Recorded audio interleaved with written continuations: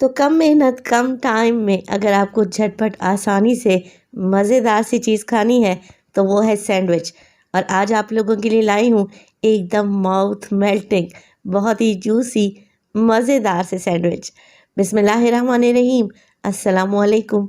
खुश रहें, आबाद रहें, जहाँ भी रहें हैप्पी रहें और हेल्दी रहें। तो मैं हूँ फ़ाइज़ा और वेलकम करती हूँ आपको चटपटे पकवान में। आज आपसे शेयर करूँगी मैं चिकन वेजिटेबल क्रीमी सैंडविच। बड़े ही टेस्टी बनते हैं और ऑयल का इस्तेमाल कम से कम करते हुए आप ये टेस्टी रेसिपी अफ्तारी में बना सकते हैं। तो रेसिपी को एंड तक देखें, अच्छी लगे तो लाइक कर दें।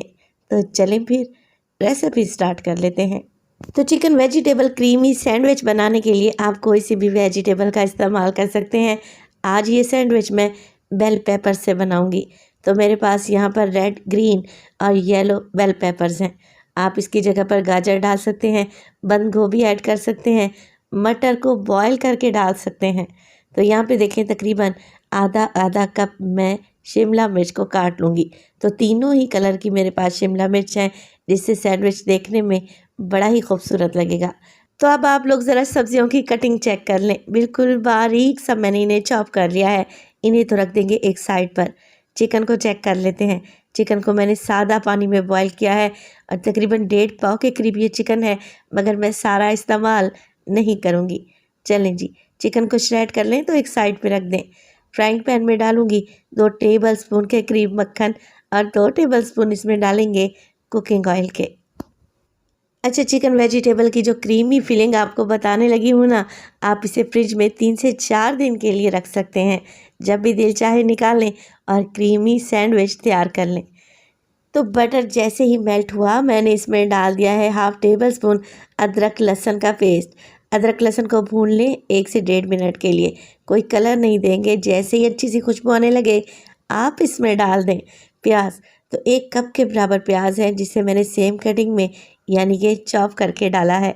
अब प्याज को हमने सौते करना है 2 से 3 मिनट के लिए। फ्लेम मैंने लो रखी हुई है।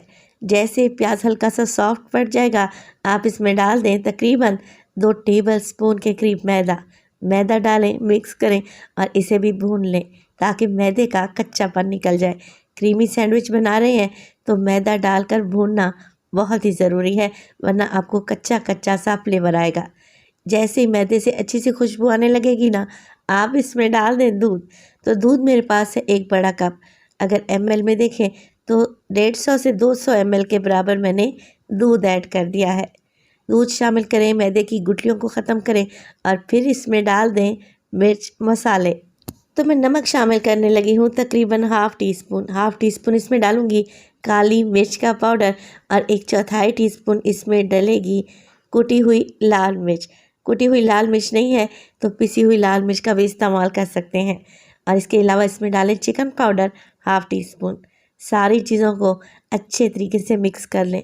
देखें, जैसे जैसे आप मिक्सिंग करते जाएंगे ये सॉस थिक होना स्टार्ट हो जाएगी। तो इस टाइम पे आप लोगों ने फ्लेम को बिल्कुल लो रखना है। चीज़ का इस्तेमाल करने लगी हूँ आधा कप के बराबर। मेरे पास पिज़्ज़ा चीज़ है, आप कोई सी भी डाल सकते हैं। नहीं डालना चाह रहे तो स्किप भी कर सकते हैं। तो सैंडविच एक ऐसी आसान सी रेसिपी है कि आप इसे किसी पार्टी में बना लें, बच्चों के लंच बॉक्स के लिए दे दें या फिर छोटी मोटी बुक में बनाकर खा लें। बड़े ही टेस्टी लगते हैं और मिनटों में बन भी जाते हैं। तो देखें, जैसे ही चीज़ मेल्ट हो गई, मैंने इसमें डाल दी वेजिटेबल्स। इसके अलावा डालूंगी मैं 1 कप के बराबर boil and shredded chicken. Mix कर लेते हैं। अब मिक्स करने के बाद आप फ्लेम को हल्का सा हाई कर सकते हैं, क्योंकि इस सॉस को हमने थिक करना है। जैसे जैसे मिक्सिंग करते रहेंगे ये ज़्यादा गाढ़ी हो जाएगी। ये सॉस ठंडा होने के बाद भी मज़ीद गाढ़ी होगी। तो बस देखें, इसी स्टेज पर इसमें बड़े बड़े से बबल्स आने लगे हैं तो मैं फ्लेम को ऑफ़ कर दूंगी और इस मज़ेदार सी क्रीमी चिकन की फिलिंग को निकाल लेंगे और रूम टेम्परेचर पे ठंडा होने देंगे। सैंडविच बनाने के लिए मैं वाइट ब्रेड का इस्तेमाल कर रही हूँ, सैंडविच ब्रेड का।